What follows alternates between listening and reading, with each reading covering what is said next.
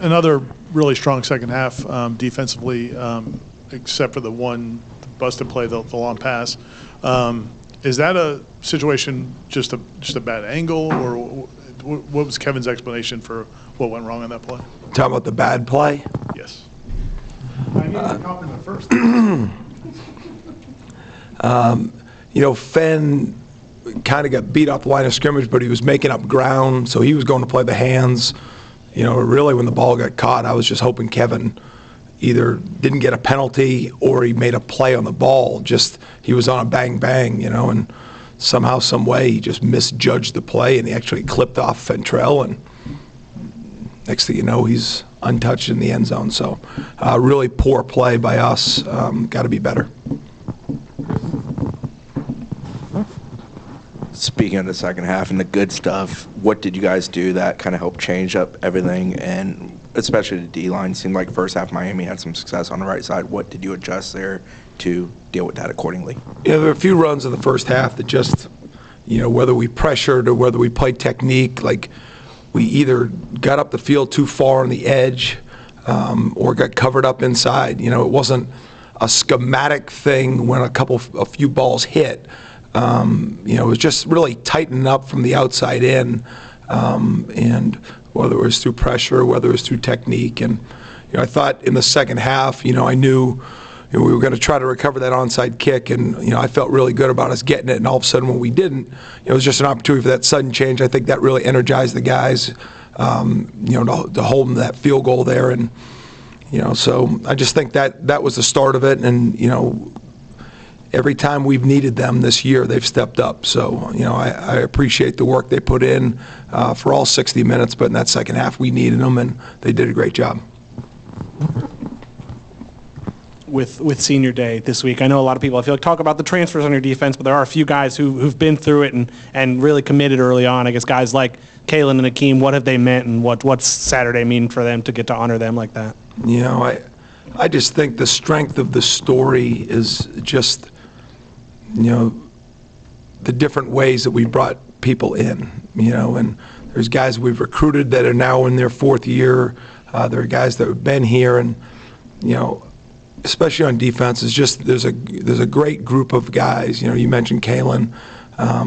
We can go through them all on name, but,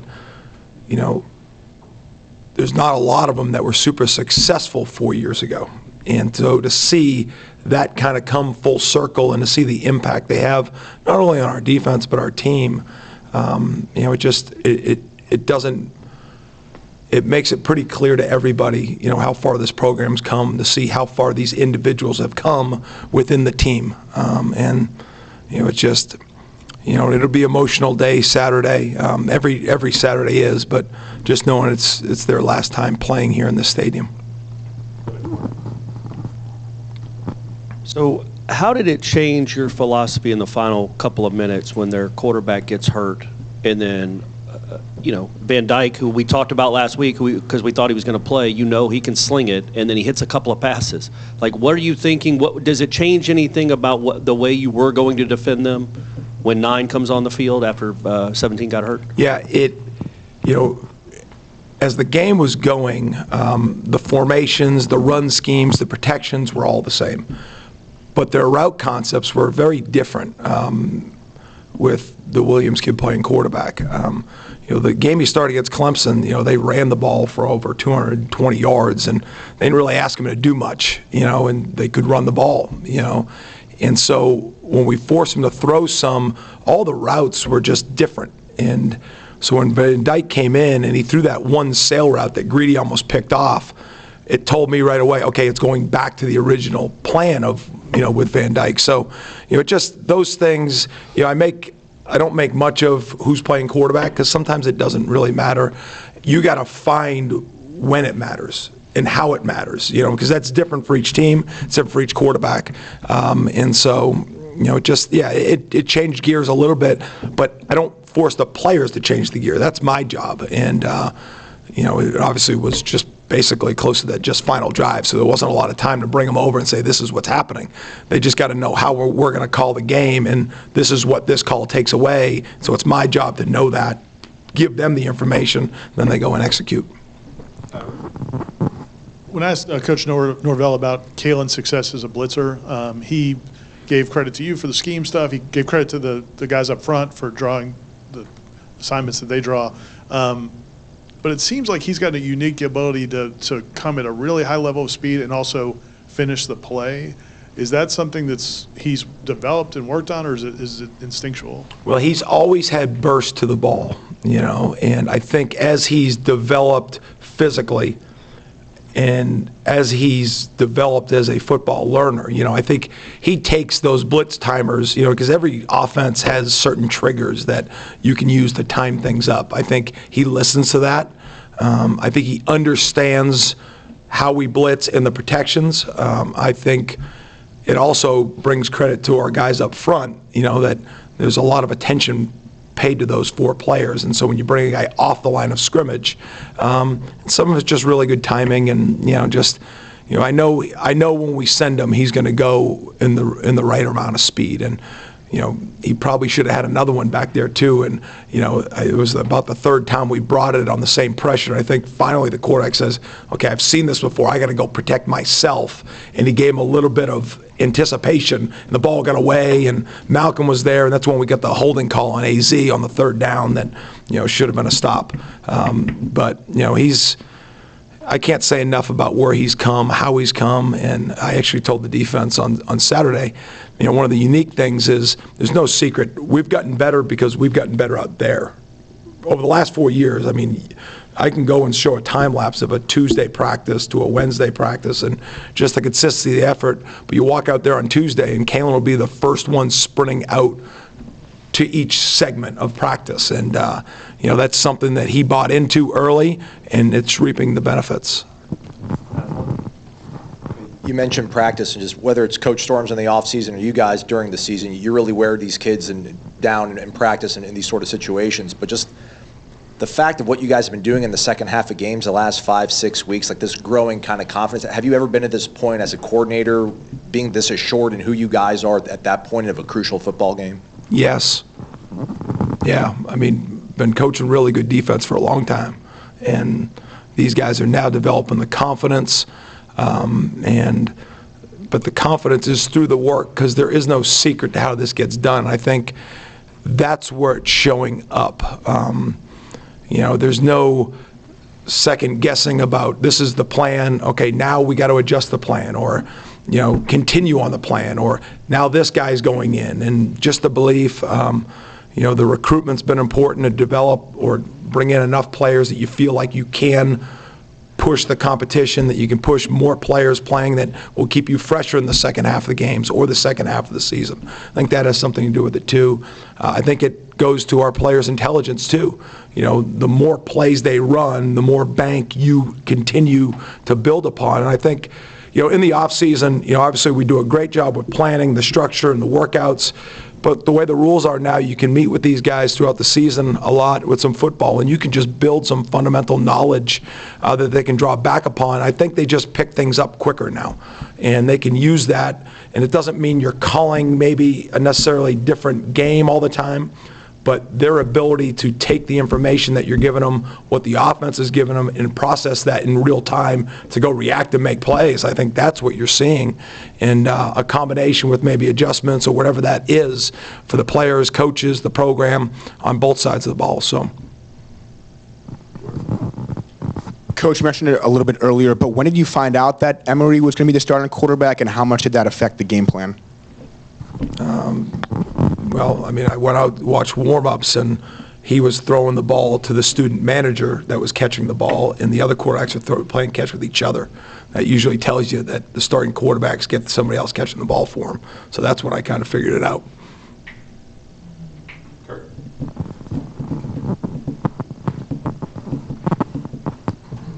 Jaren got to be, Jaren got to be the hero with the interception at the end of the game.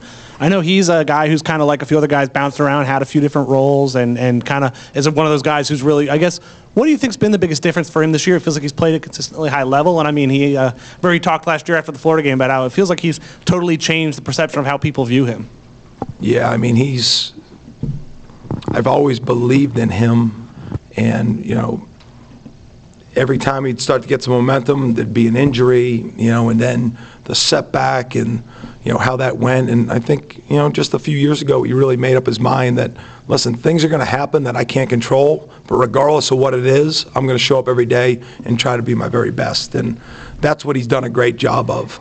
And, just even what he's done this year, I think he's got great corner skill. He's done what's best for the team. We moved him in a nickel, and he's grabbed that. He played some dime Saturday night, too, because there were some 10 personnel. And, just to see him go and take that ball away late in the game, but also to hold who I think is a pretty good slot receiver to no catches between him and Greedy. He is so dialed in, not just on what he's doing, but what we're doing. And you just see his intensity on Thursday walkthroughs. If the scout guy doesn't give the right route, and he'll look at me and be like, did this change? I thought this is how it's going to go. I said, J-Dub, he ran it wrong. And then he'll look at him and say, you got to run that correctly, and go and coach him. So think of that and where that's come from, right? And, what he does on special teams, what he does on defense, it just shows proof if you recruit the right people, regardless of success early or failure early, stick to it, stick to the plan, work hard at it, understand there's going to be ups and downs, stay consistent, trust yourself, and go to work. And that's what he's done. And now he's one of the better DBs in the country. I think at Saturday's game, Xavier Rhodes, Brian McFadden, some of those guys were out there on the sideline in previous games. I mean, Derek Brooks, obviously, and people like that.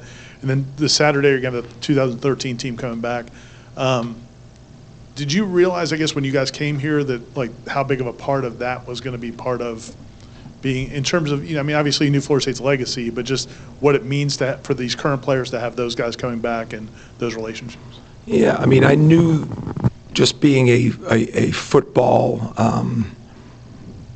being a main part of my life, obviously the first day I got here, and you walk in and you know about the history, you know about the names, and, maybe my second day here is when I went out on that field and Coach Andrews called me and said, hey, I'd love to meet you. And obviously Odell was already here, Ron was already here, and then maybe my third day I meet with a bunch of the players just in one-on-one meetings. I walk in the defensive staff room and somebody grabbed me and said, hey, we have some guys that want to meet you, and it's Derek Brooks in Shade Tree. And so I saw them and saw, the linebacker room, and, I said, wow, that's pretty cool. But, it's just, to see Derek on the sideline sometimes, obviously we coached to Kalen, so that happened a little bit.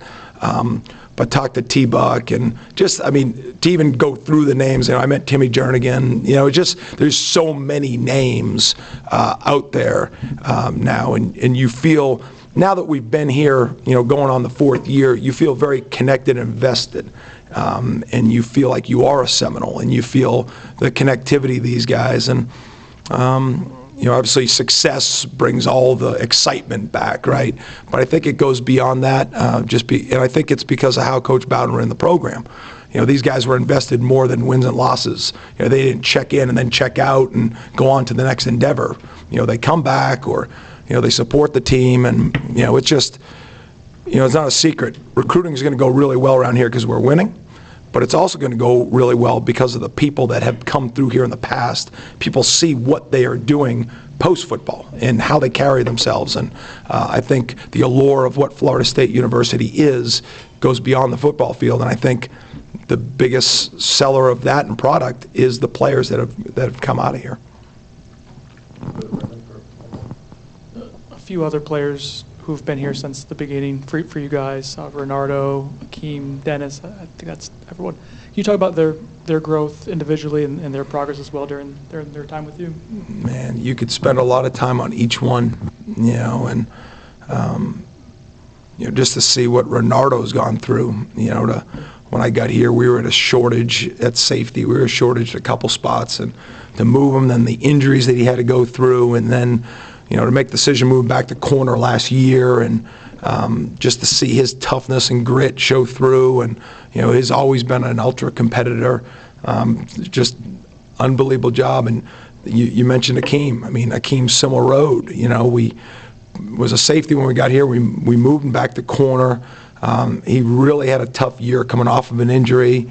After a bunch of studies and informations and talking, we moved back to safety, and now he's playing really good football. And he's going to be a starting DB on a team that's won back-to-back 10-plus seasons. And we talked about J-Dub, Dennis Briggs, who again, I mean, you talk about the group that you just talked about, B, and there's been position changes. There's been injuries to all of those guys. There's been a lot of failure, and to see them now climbing towards the pinnacle of their game on a really good team, what I am probably the most excited about, yes, their success, but what that's going to do for them a year, 5 years, 10 years down the road, when they can look upon this, and when things come up, they can stand up and know they've been through things before, and they've come out the other side with success. And so I think that's the narrative to that group, and they've been huge building blocks on what this looks like right now. Okay. Thanks, guys. See you guys. Take it easy. See y'all.